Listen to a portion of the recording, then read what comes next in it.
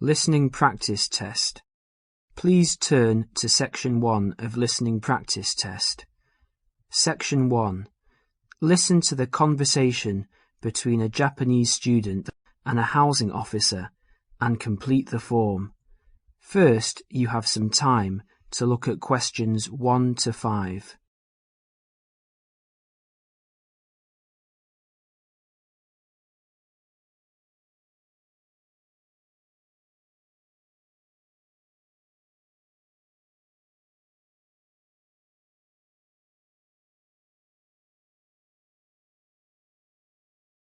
You will see that there is an example which has been done for you.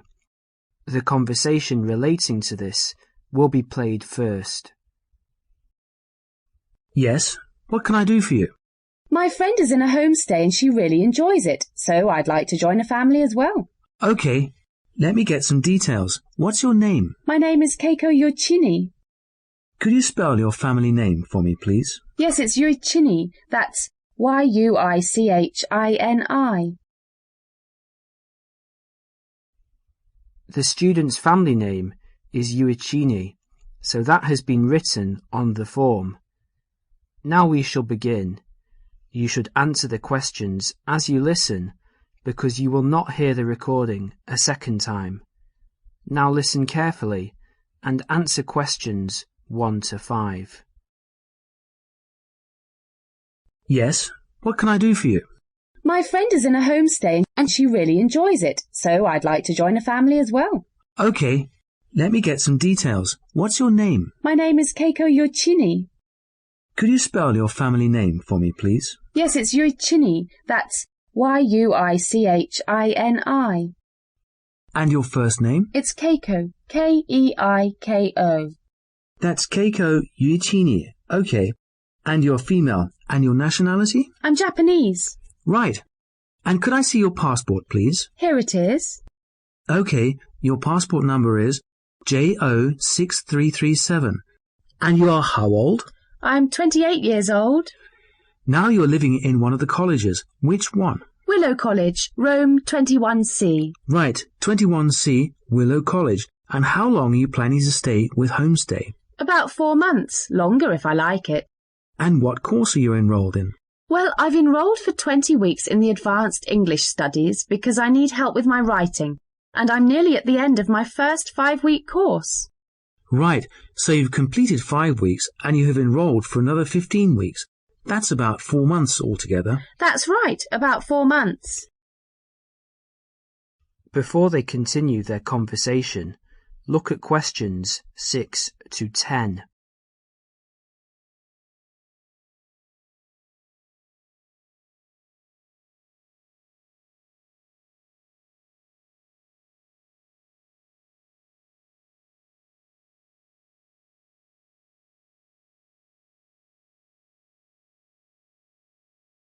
As you listen to the rest of the conversation, complete the form by filling in the numbered spaces 6 to 10. Okay. Do you have a preference for a family with children or without children? I like young children, but I like to be with older people. You know, I like someone of my own age. Okay. And do you smoke or drink? No and no. Would you mind being with a family of smokers? Yes, I would. I don't like smoking. I'd rather be with a family of people who do not smoke or drink. Okay, and what about pets? Oh, I love animals. I'm a veterinarian, so that's fine. The more the better. All right. Now what about you? Are you a vegetarian or do you have any special food requirements? No, I'm not a vegetarian, but I don't eat a lot of meat. I really like seafood. And what about your hobbies? I like reading and going to the movies. Do you play any sports? Yes, I joined the handball team, but I didn't like that, so I stopped playing. You know, I played tennis on the weekend with my friends. All right, let's see. Name, age, transport. Are you familiar with the public transport system? No, I'm not really, because I've been living on campus. I've been to the city a few times on the bus, but they're always late. What about the trains? I like catching trains. They're much faster. Well, let's go and check on the computer to see what I've got. Listen, would it be okay to leave this with me? Could you come back after class this afternoon? Yes, of course. I'll check my records and I will give you details this afternoon. Thank you for your help. It's a pleasure. I'll see you this afternoon. Bye. Bye. That is the end of section 1. You now have half a minute to check your answers.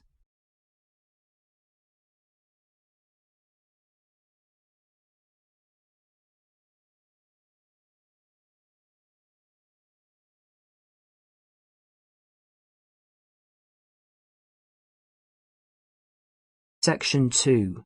You are going to hear a talk given by a tour guide about travel to Esnia.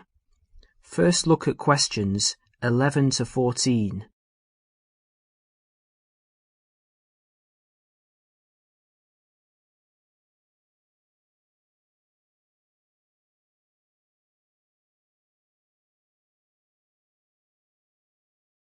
As you listen to the first part of the talk, answer questions 11 to 14.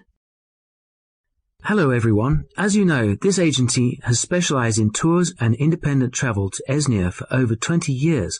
It's a magnificent place to visit, but it's not always as easy or as comfortable as it might be. So this tour is designed to help you handle the bureaucratic hassles and give you time and energy to enjoy the beauty of this breathtaking country. The first hassle is visas. Nowadays, Esnian visas are needed by almost all nationalities. The normal visa lasts for just 90 days, but a renewal is possible. It is worth leaving yourself plenty of time when applying, or I suggest, from experience, 2 months. That should do it.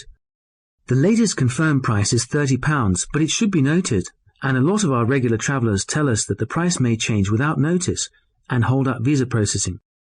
So ring up the Esnian embassy and check the price before sending out forms.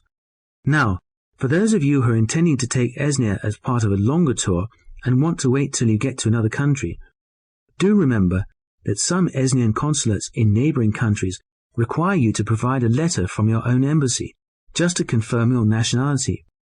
You can find a list of major embassies throughout the world in the student handbook on page 13. Oh, and one more thing. Check whether you need a multiple entry visa if you're leaving and re-entering Esnia on your tour. Before the talk continues, you will have a chance to look at questions 15 to 20.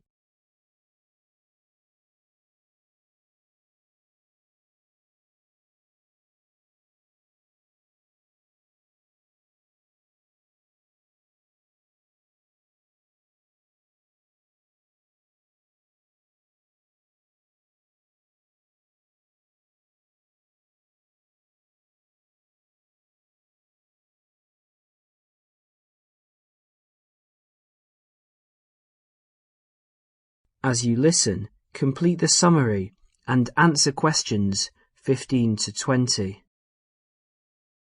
Now, some miscellaneous general advice. Firstly, if you're rich enough to bring in over $1,000 in cash or traveller's checks to Esnia, you need to fill in the currency form. Don't forget this. You could get into trouble if you do.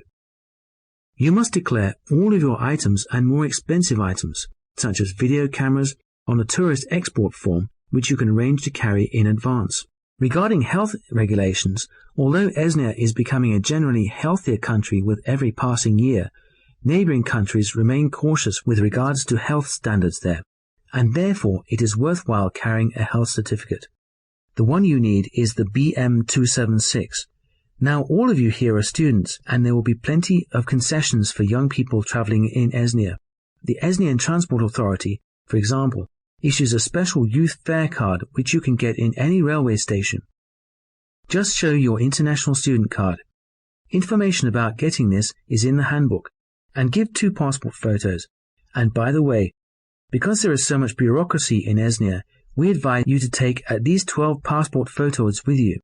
They're not always easy to get done there. Finally, a bit more about currency. Pounds won't get you very far in Esnia these days, so they're no good. We advise people to carry either yen or Australian dollars. US dollars are starting to cause difficulties because of political disputes. Another surprise is that credit cards are virtually useless because of fraud scandals. Do carry traveller's checks, but we advise medium denominations. Large denominations increase the likelihood of theft, and small ones increase commission charges. Now, as I mentioned earlier, this student handbook has a wealth of information. That is the end of section 2. You will now have half a minute to check your answers.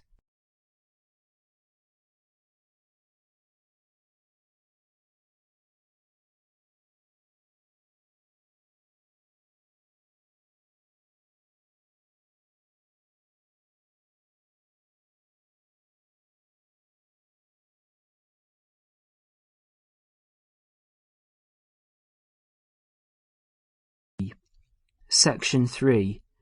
In this section, you will hear a discussion about shopping habits. First look at questions 21 to 24.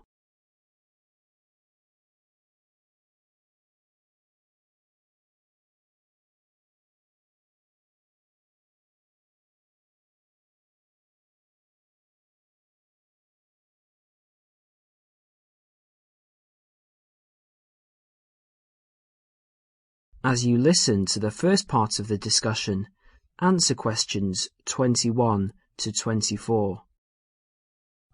Excuse me. I wonder if you'd mind answering a few questions. You see, I'm doing a project. Fine, what's this on? Well, I'm looking at the people's shopping habits. Okay. Can I ask you, first of all, are you a student? Well, I was a student here last year, but since then I've left, and I'm working in a bank now as a cashier. I just came to see a friend. Oh, that's okay. So how often do you go shopping? Oh, I buy a lot of books. Should I exclude books? Oh, if you leave books aside, what about shopping for all of your personal items, study things, and that sort of thing? Okay, because I go to the supermarket almost every day, it seems the other things, I'd say, I tend to do it every other week. And do you spend the same amount each time? I guess so. I only have about £100 a month spare, so I'd probably spend about £50 each time. What sort of shops do you like best? The department store or the small retail outlets? Oh, I like big department stores, so everything's in one place. The weather's so bad, so it's a bit miserable trudging from one little shop to another. Great. What do you find most difficult to buy? What do you mean? Well, what do you have to really search for? What takes you a long time to find? Oh, jeans, definitely. You can get hold of a sweater or a CD in a moment, but with jeans I can spend all afternoon and still not find a pair that fits. Okay, one last question. Who do you usually shop with? Now, I usually go shopping on my own, but if I want to make it more of a social occasion with friends to have a coffee and things, I often go with colleagues from work, in our lunch hour. Well, thank you very much. You've been very helpful. No problem. Before the next part begins, you will have a chance to look at questions 25 to 30.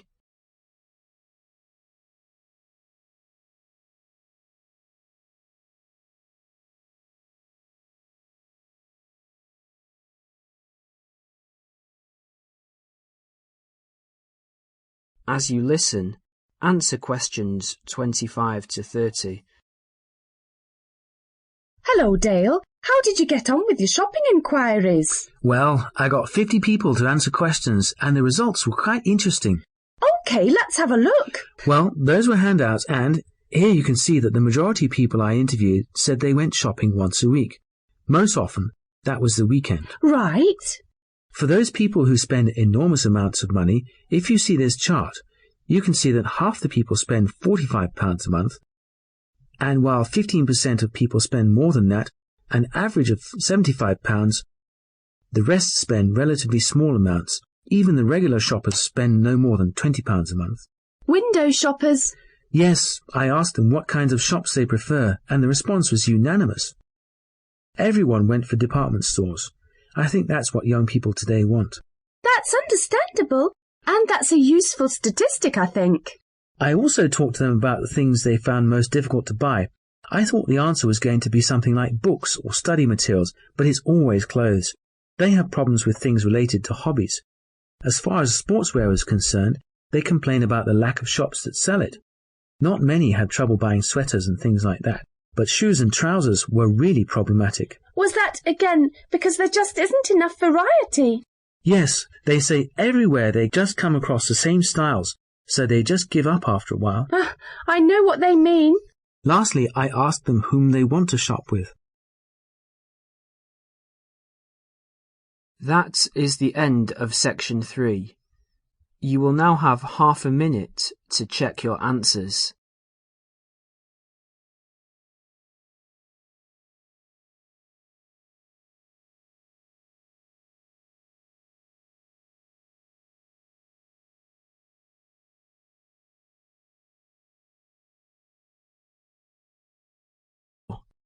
Section 4.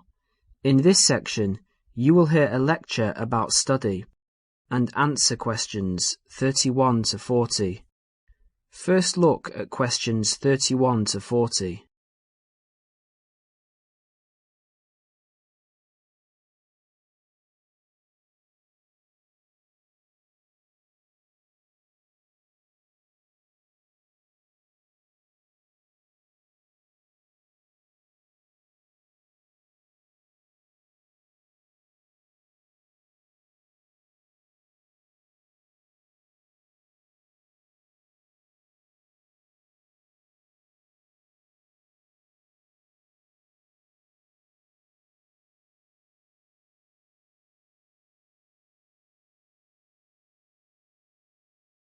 As you listen to the lecture, answer questions 31 to 40. Can anybody hear me? Is this microphone working? Good. Now, welcome everybody to the second of these lectures on successful study at college. Yesterday we looked at housekeeping issues, where to find information, how to use the library computer system, and so on. Today we're going to cover an issue that will be vitally important to you all throughout your time here at college, and that is time management. Hundreds of books have been written about time management, and those of you who are interested in doing some extra reading on the subject are very welcome to see me after the lecture, as I have a book list here and some other useful materials. Now, time management. In the past, this used to mean making a list to plan for every hour of the week and then try to stick to this plan. These days, however, the whole idea of managing time has changed. In fact, if you think about it, you'll find that it's impossible to manage time. It just goes.